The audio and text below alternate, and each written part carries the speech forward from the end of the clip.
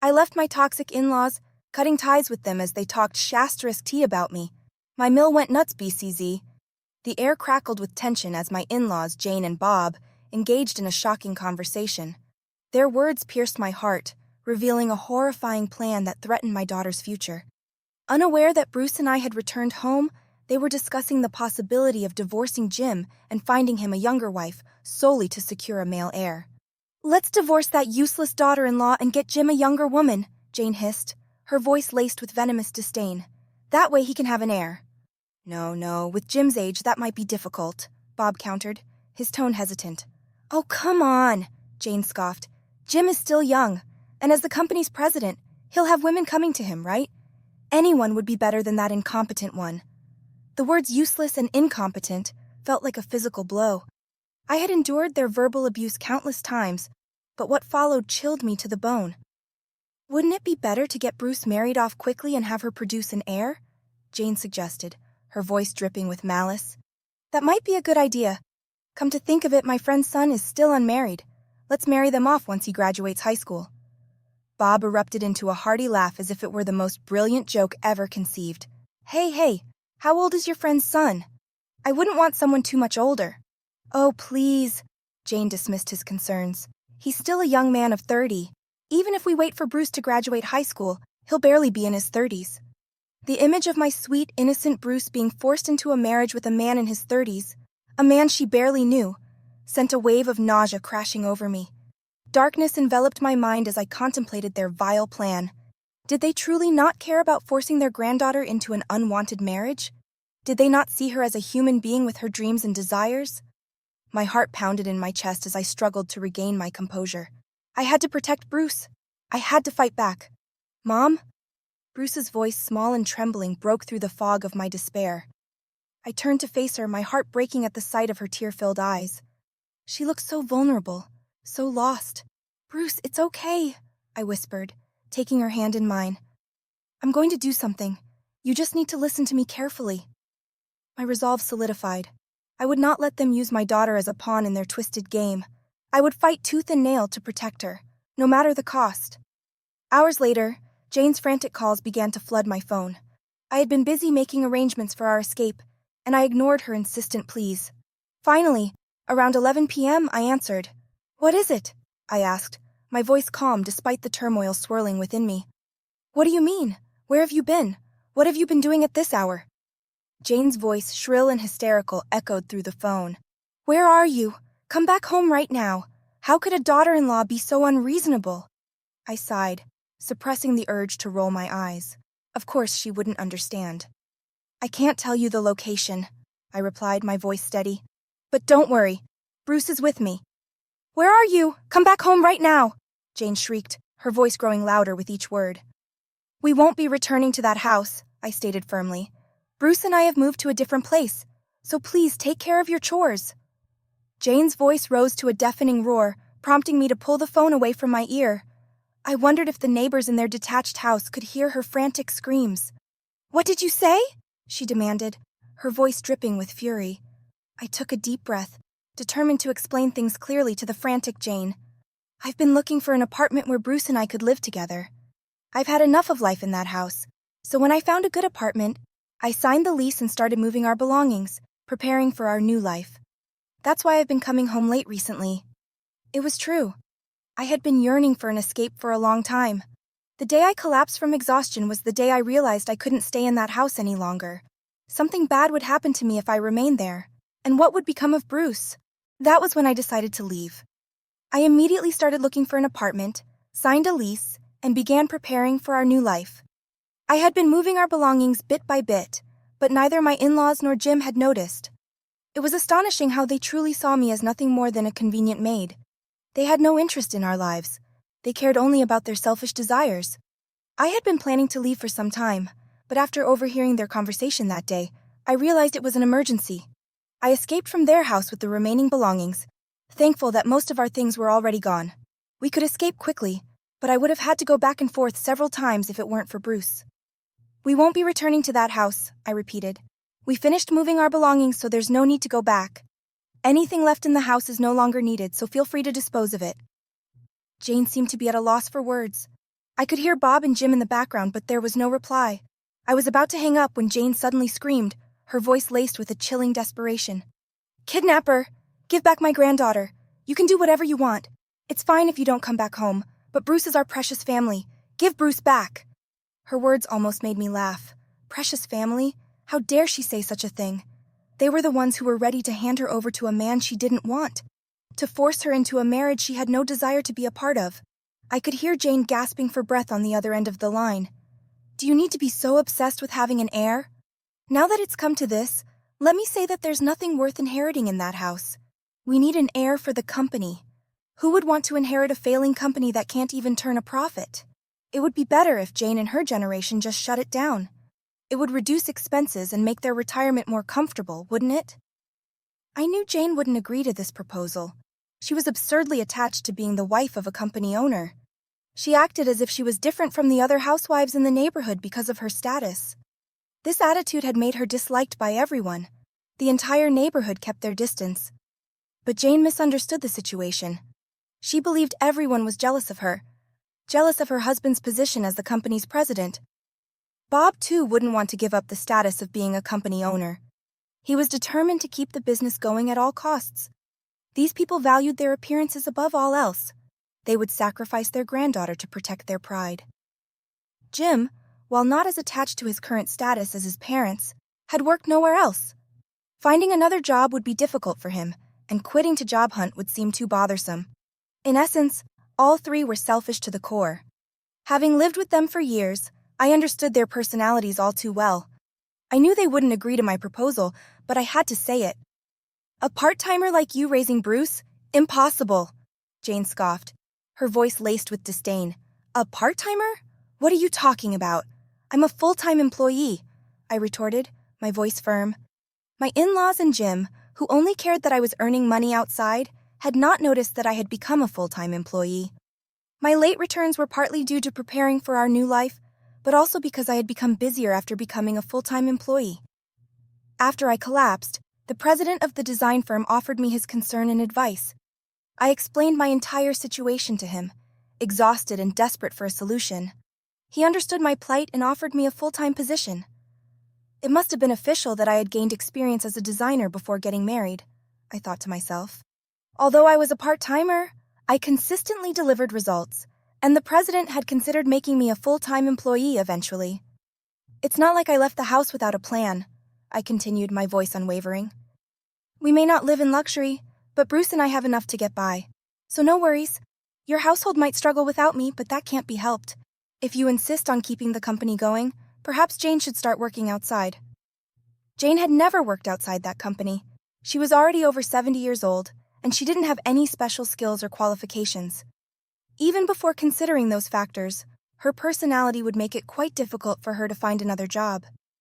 Even if she did find a job, I could easily imagine her not getting along with others and not lasting long. I almost laughed at the thought. Hey, pause for a moment.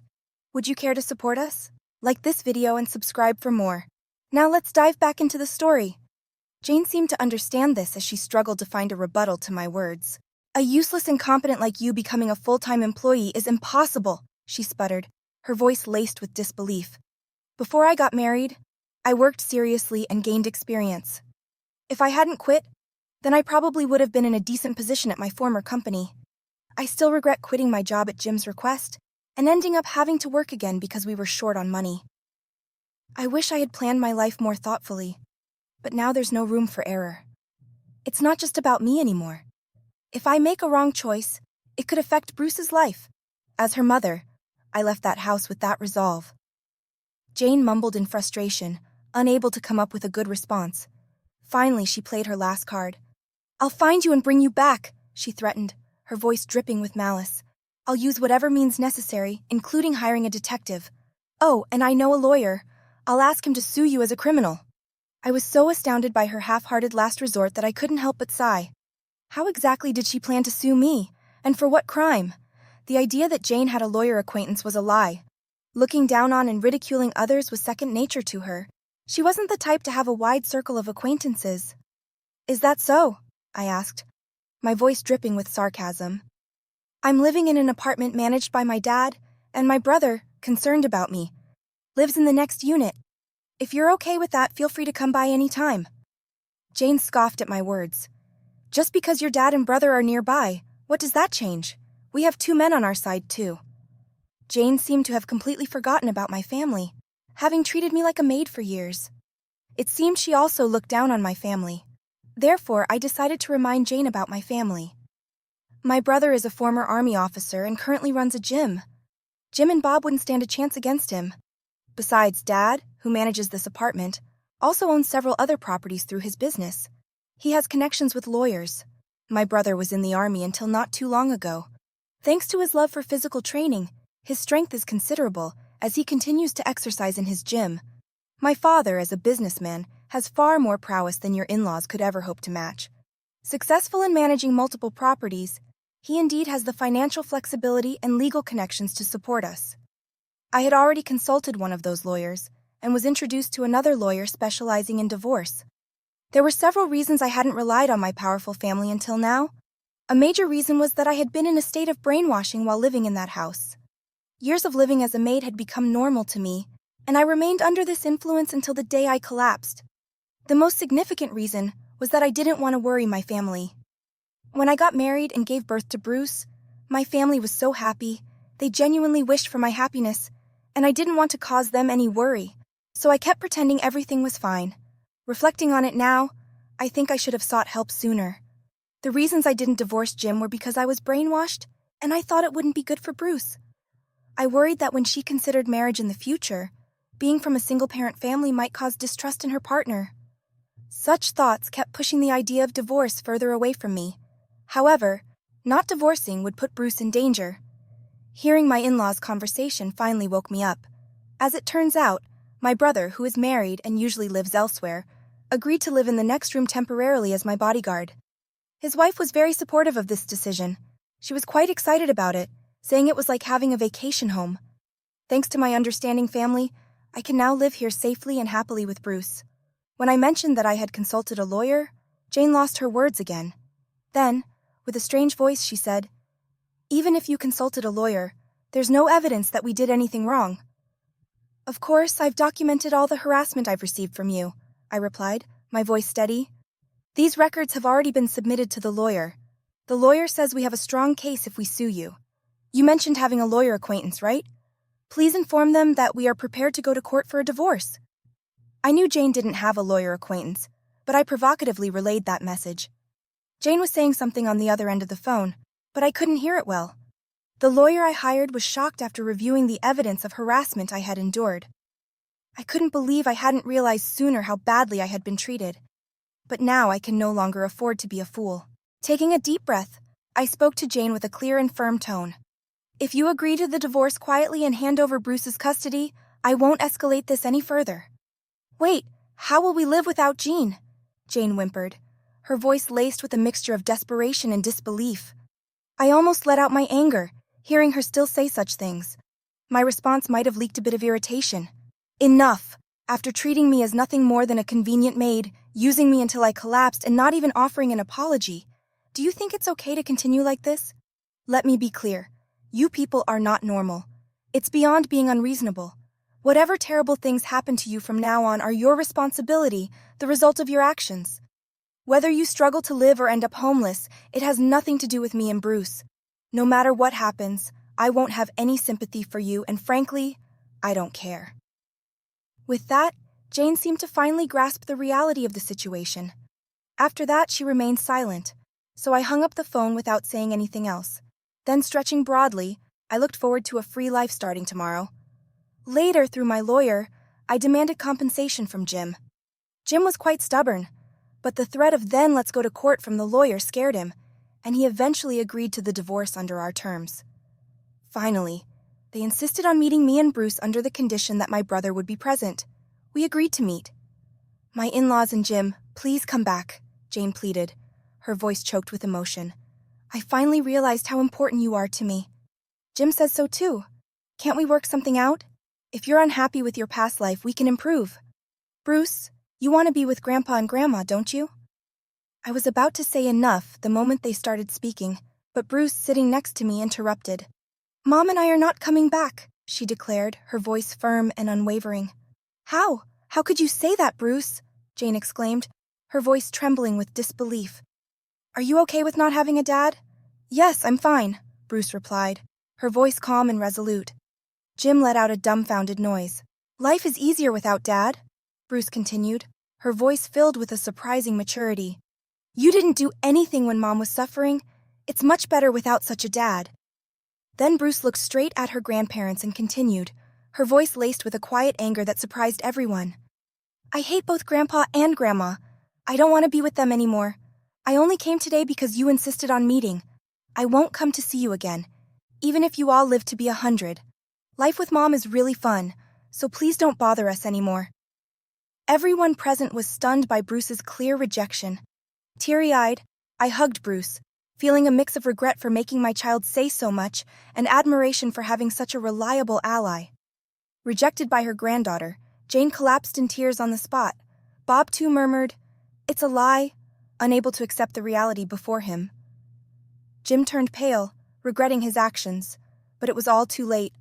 We left the three drowning in despair without saying a word, and walked away. Our life since then has been so filled with happiness, it's hard to compare it to our previous life. We have informed the three through a lawyer that they are to have no contact with us, so we should be safe now. I've been busy as an employee, but with the support of my family, I am living happily fulfilled days. Mom, are we okay now? Bruce would often ask anxiously. Each time I would respond with a beaming smile. Yes, we're okay now. I'm the happiest I've ever been in my life. It's all thanks to you, Bruce. Thank you for being my daughter. Hugging her tightly, Bruce hugged me back. I will protect this precious treasure for as long as I live. With a strong resolve, I live each day to the fullest. Let's conclude the story shortly. Jean and Bruce, free from the clutches of their manipulative in-laws, thrived in their new life. Jean, no longer burdened by the endless chores and the suffocating atmosphere of her former home, flourished in her full-time job, her creative spirit rekindled. Bruce, no longer subjected to the emotional abuse and the threat of an unwanted marriage, blossomed into a confident and happy child. The weight of the past, though heavy, had only strengthened their bond. They had faced their fears, fought for their freedom, and emerged victorious. The scars of their ordeal remained, but they were a testament to their resilience, a reminder of their journey to a brighter future. Jean, finally free from the shackles of her past, embraced her new life with open arms. She was no longer a maid, a pawn in a game of power and control. She was a mother, a woman, a designer, and most importantly, a survivor. As for Jane, Bob, and Jim, they were left to grapple with the consequences of their actions. Their company, already struggling, continued to decline, their dreams of a powerful legacy shattered by their greed and manipulation. They had lost their daughter-in-law, their granddaughter, and ultimately their sense of worth. Jean and Bruce, however, had found something far more precious, a life filled with love, freedom, and hope. They had broken free from the chains that had bound them, and in doing so, they had forged a future filled with endless possibilities. Their story is a testament to the power of resilience, the strength of a mother's love, and the enduring hope that even in the darkest of times, a brighter future can always be found. After experiencing the full journey of our story, we'd love to hear your thoughts. How did the story resonate with you? Don't forget to like, subscribe, and stay blessed. Thank you for watching and see you in the next story.